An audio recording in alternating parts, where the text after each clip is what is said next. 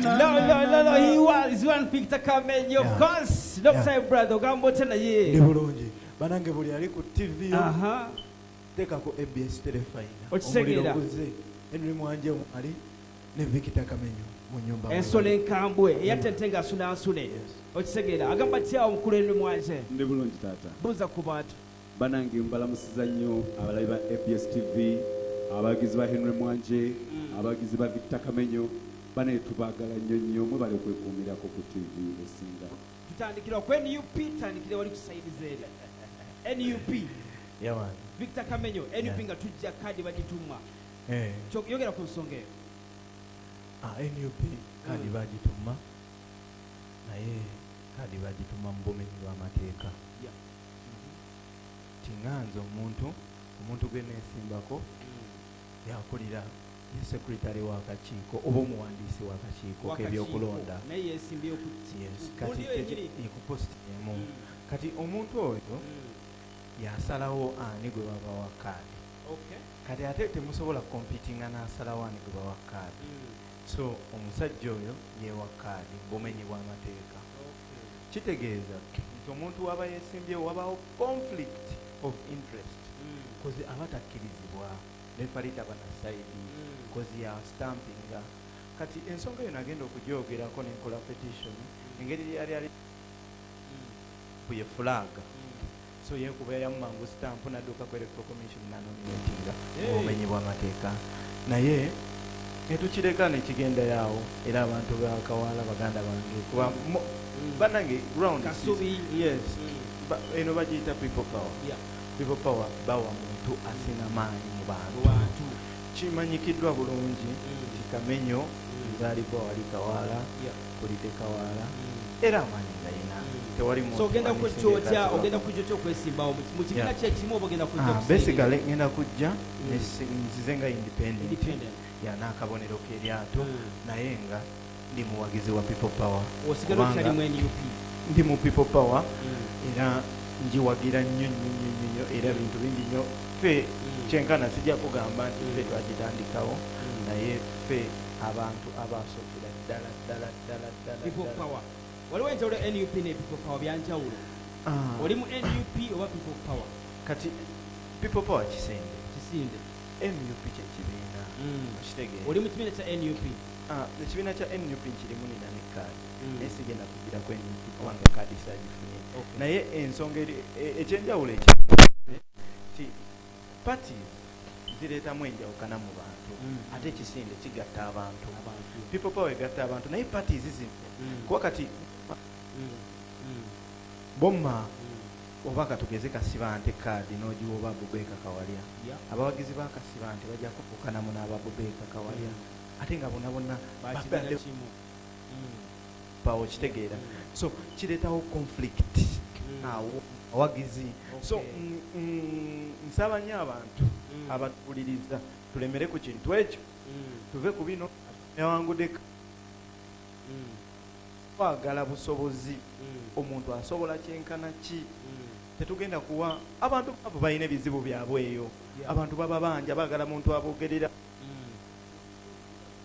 waggulu abantu tebalina kyakulya tebabawadde tebabafudde kubaagala muntu ogera ku nsonga yaabwe abantu basula njala mu mayumba gaabwe abantu kasasira abawunyirira so togenda kumala gawa muntu oba nti tugenda kuwa ina kaadi tugenda kuwa muntu abantu baagala naye ffenna njagala ffenna oba owagira ono oba toliwo NUP oba ffenna tugatta amaanyi gaffe tulonde pulezidenti kyabwe tugenda kuddawo mpolampola Henry Mwanje tugenda ku music war. How far with the music industry kusaidi music atambula ate music teyandibadde mubi nnyo just lwakuba nti tulinga abasibiddwa emikono kati abayimba kwegamba tugezaako okukola ekintu olw'okuba nti twagala era music tumufulumya olw'okuba nti twagala naye nga tetusuubira kufunamu talk about the mwakoze online concert yesterday. What if tukole ekintu ng'ekyo nga tuba tukikola even mu covid oli waddala nga tukola ekintu mwakoze yesterday online concert tekiyinza kukola anti olaba muganda wange kakati ekyo ekintu kukikolera ddala naye okufuna feba olaba tuyimbira bantu tulina omukwano n'abantu betuyimbira tuli connected nabo so era still nze sobola kunyumirwa nga ndi ennyimba bandikodinze buli kodinzi nga mikwano gyange benyimbira sibalabako mu maaso gange nanyo nembalabako nembabongako nembalabako bwe basanyuse nange nenziramu nenkola ki nsanyuka so kiri era tubanga abali man tuba tuvudde mu nature tuba kali tukola bintu biri artificial nendooza technology asobola okuba nga agenda akola bwe tukola ebintu bwe bityo online concerts bangi banyumiddwa nnyo ekintu ekyo some like singa kisigadde kibeerawo okuviira ddala emabega twalifunye amagezi agafunamu mu kintu ekyo ddala mu mbeera ya ssente okuzza ssente okitegeera so I think nti bwe tusigala mu mbeera bwekyo we can create more other ideas ddala ku online concerts kati ekyo olaba gwe oli kukiwagira naye kati kankubulira ekyo kyekintu kye tuli okukola oluvannyuma lw'okukkiriza nti tuli mu nsi kati twayingidde mu nsi endala ensi etaliimu kuyingiza ensi etaliimu kuganyula mu bye tukola kati ekyo tukikola bukozi just lwa passion naye gwe kyolina okumanya tetulina kye tufunamu oba okitegeera nti lwakuba twagezezaako okubendingira embeera eriwo ne tugaa haya baasi okwongera ku nsonga nange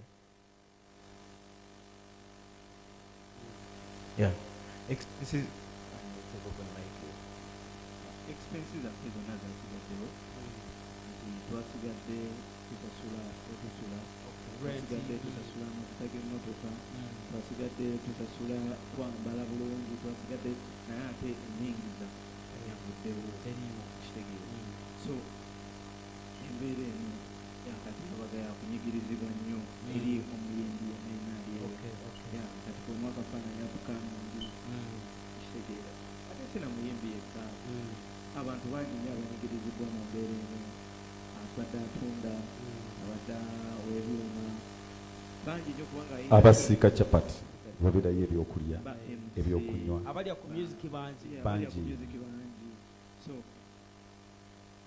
embeera eno erina okufunibwa ekyokukola ndowooza nti tulina kye tuyiga Victor tulina bye tuyiga mu mbeera bweti you get nti kati industry watifu kino kibaddewo ebbanga nga kigenda kulwawo nga sikyakuvaawo leero olaba wewabaawo pandemic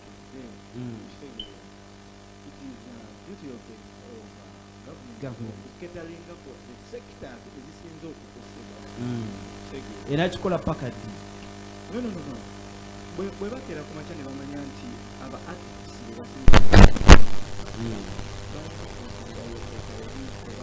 babaketalingako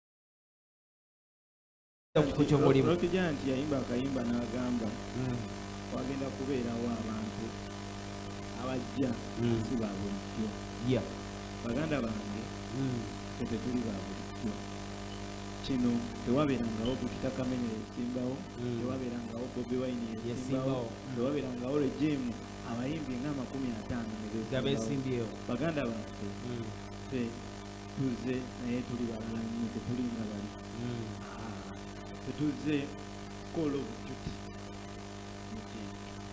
tukulidde mu mbeera ey'okunyigirizibwa nga tugiraba netugiyimbako kuba nyimbi enyimba nyingi ezisomesa abantu ng'ate njagala message yange gyensomesa eyo abantu bagipiikinga bali eyo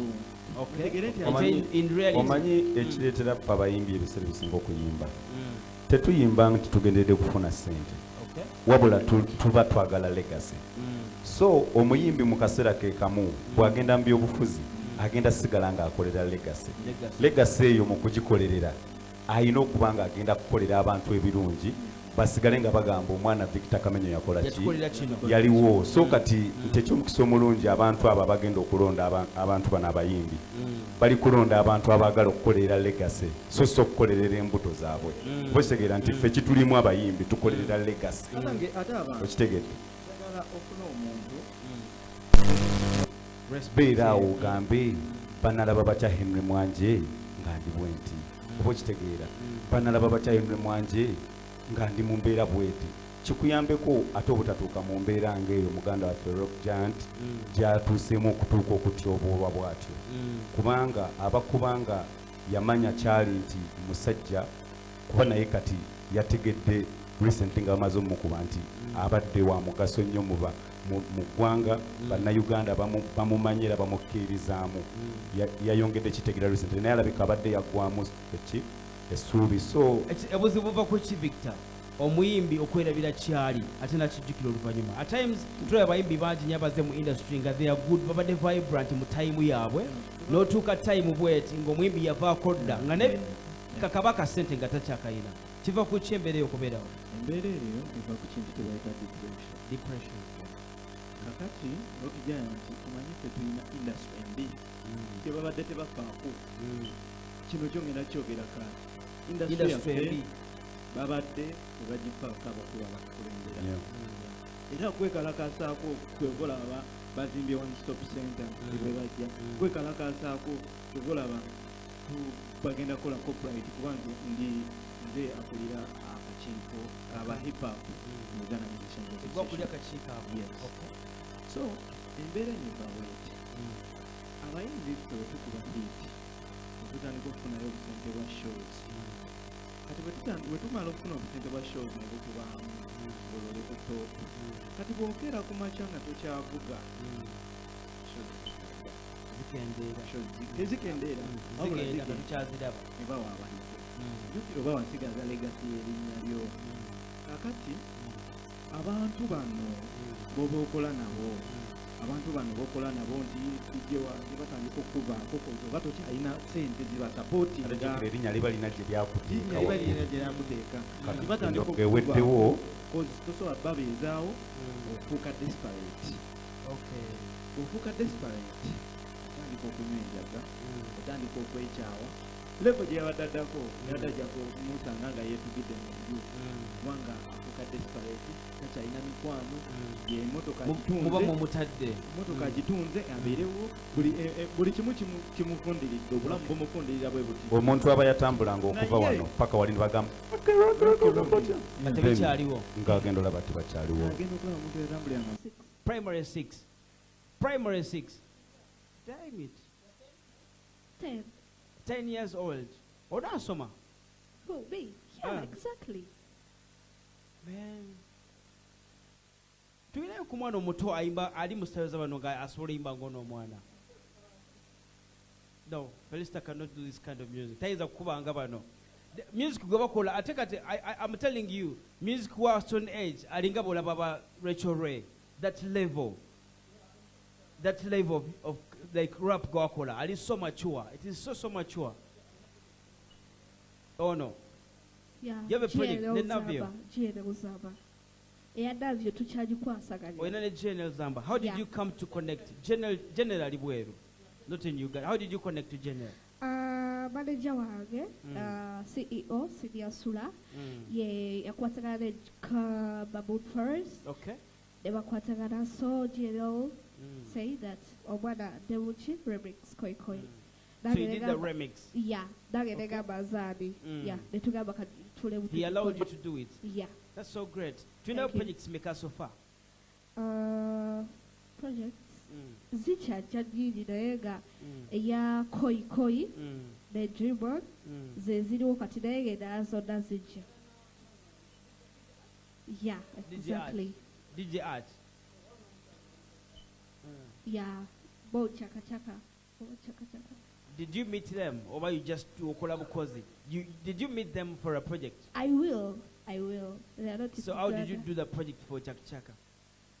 I cannot tell you much because manager wange yabikwasaganya nange bagamba bugambi Watugamba nti yamutuukira ne boogera I don't project know. eno. Yeah, I don't know. You're in a management, like management. Yeah, nina wano akikwasaganya mu Uganda Okay. naye nga CEO Senior Sulatani mu Uganda. Ali bweru. Yeah. Ye main manager. Yeah, Yakwasaganya. exactly. That is so good. Ndowooza ogwo mukisa abasinga obungi getting an artist nga yakatandika okufuna management oba nafuna manager amukwasaganya nakuwa music bwati. That's so good. So which plans do you have for this year? Tumalako omwaka tuli mwezi gwa 10. The year is ending. Which plans do you guys have for the music? Plan zikyajja nyingi. Like plan zikyajja nyingi ate tugenda kusigala nga tubawo music obulungi tetugenda kuzikiza. Yeah. Do you have some collabos? N'abayimbi bawano? Do you have some collabos? No, I don't. Ngojeko GNL. No, I don't. Tusubire collabos. Ani gweregadde okukola naye mu bayimbi abaliko kati? Walegadde okukola naye? Rachel Ray. Still Rachel Ray. Yeah. She inspires you.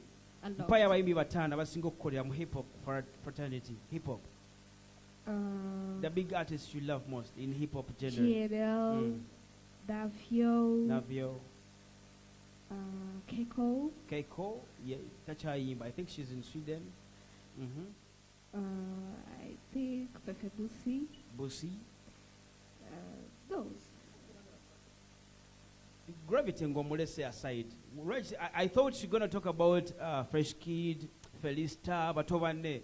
You know, your league. Why do you talk about these guys? When Batova Zalawa, do you undermine them? Obo, tebali ku level zo. I don't. Sibazara wanae. Zembani chekuwa. Kale bayimba bulungi naye kale zembani chekula. Chetsinga kuba hip hop ali real, so real. Boba kuba hip hop chigoba boba yimba chi. Sibani bayimba. Ani gweyagala okujja mu bayimbi abali waggulu awo? Ani gweyagala okujja ogulaba nti ono musobola nsobola omugjawo? Tewali. Future hip hop wali atya?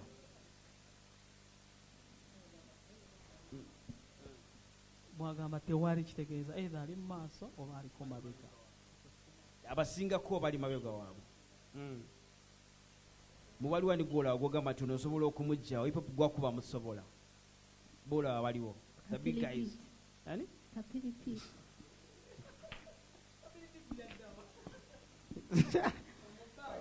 Wali bukuzala w'abantu. Kapili P gwolabye gwosobola?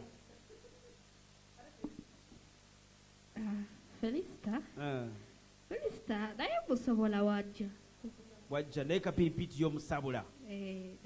Koka ring rapper. Ring rap is nice. I think ring rap is nice. Yeto musobola tumuteeke ebbali. Musobola. Ring rapper g'okuba ku mutwe. Kapili P. Which new project? Do you know Kayimba Chakapia, the project you have in?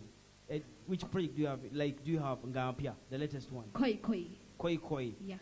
We're going to premiere that one, yeah? Okay, let's premiere that one. You can premiere it. Guys, my new song is called Koi Remix by GNL and Stone Age.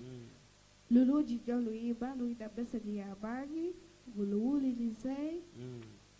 I love you guys. I love the attitude you're presenting. It's so good. Stone Age Waruri, you've changed a lot. I don't know about there's someone mentoring you, or about them practices or something like that. I just love the attitude. If you can maybe somebody about then we come with a song. You can follow me on Facebook, Twitter, Instagram.